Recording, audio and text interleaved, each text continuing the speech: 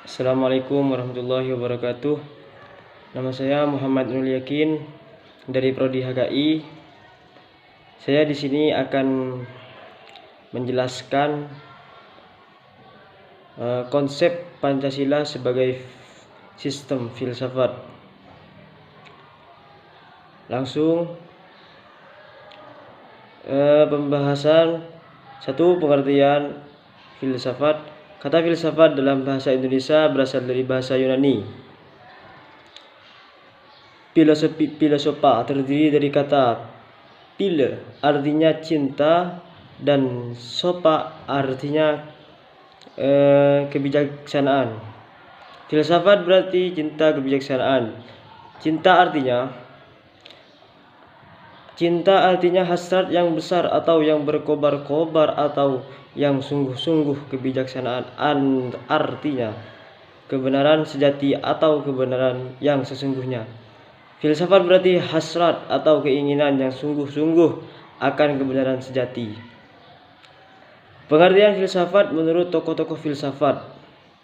Yang pertama, Socrates.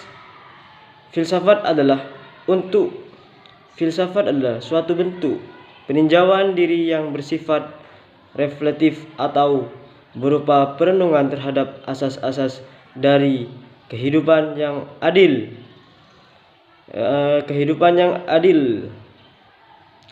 Bahagia. Berdasarkan pemikiran tersebut dapat dikembangkan bahwa manusia akan menemukan kebahagiaan dan keadilan jika mereka mampu dan mau melakukan peninjauan diri atau refleksi diri sehingga muncul koreksi terhadap diri secara objektif.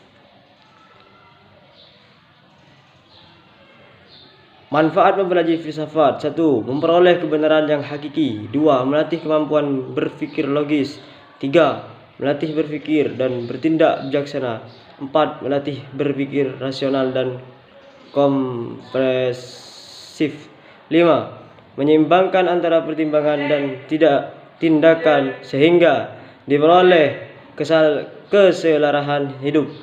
6. Menghasilkan tindakan yang bijaksana. C.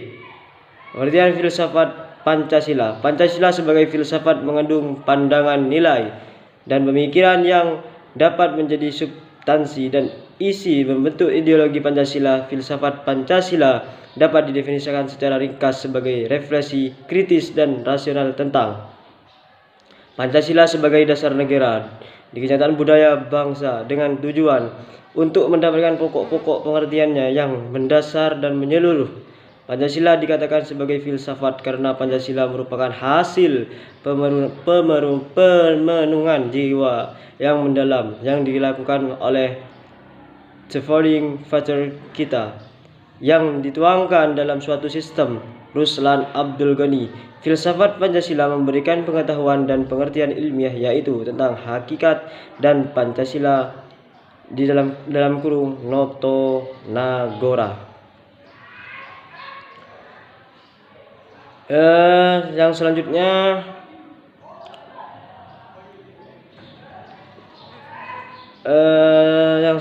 C.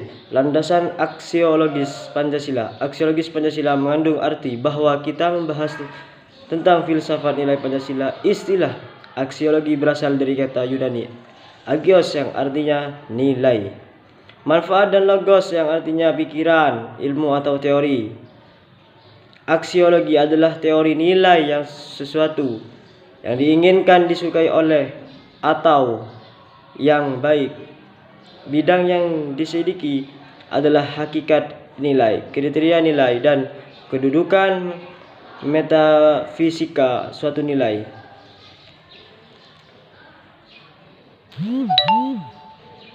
Max selain mengemukakan bahwa nilai ada tingkatannya dan dapat dikelompokkan menjadi 4 tingkat, yaitu yang pertama, nilai-nilai kenikmatan. Dalam tingkat ini terdapat nilai yang mengenakan dan nilai yang tidak mengenakan yang menyebabkan orang senang atau menderita. 2. Nilai-nilai kehidupan. Dalam tingkat ini terdapat nilai-nilai yang penting dalam kehidupan seperti kesejahteraan, keadilan, dan keseganan. 3. Nilai-nilai kejiwaan. Dalam tingkat ini terdapat nilai-nilai kejiwaan yang sama sekali tidak tergantung dari keadaan jasmani maupun lingkungan. Nilai-nilai semacam ini misalnya keindahan, kebenaran, dan pengetahuan murni yang dicapai dalam filsafat. 4. Nilai-nilai kerohanian. Dalam tingkat ini terdapat moralitas, nilai yang suci dan tidak suci. Nilai semacam ini terutama terdiri dari nilai pribadi. Yang selanjutnya,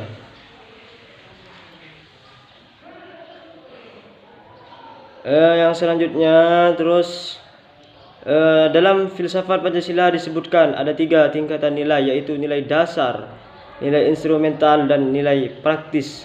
Yang pertama, nilai dasar adalah asas-asas yang kita terima sebagai dalil yang bersifat mutlak sebagai suatu yang benar atau tidak perlu dipertanyakan lagi. Nilai-nilai dasar dari Pancasila adalah nilai ketuhanan, nilai kemanusiaan, nilai persatuan, nilai kerakyatan, dan nilai keadilan.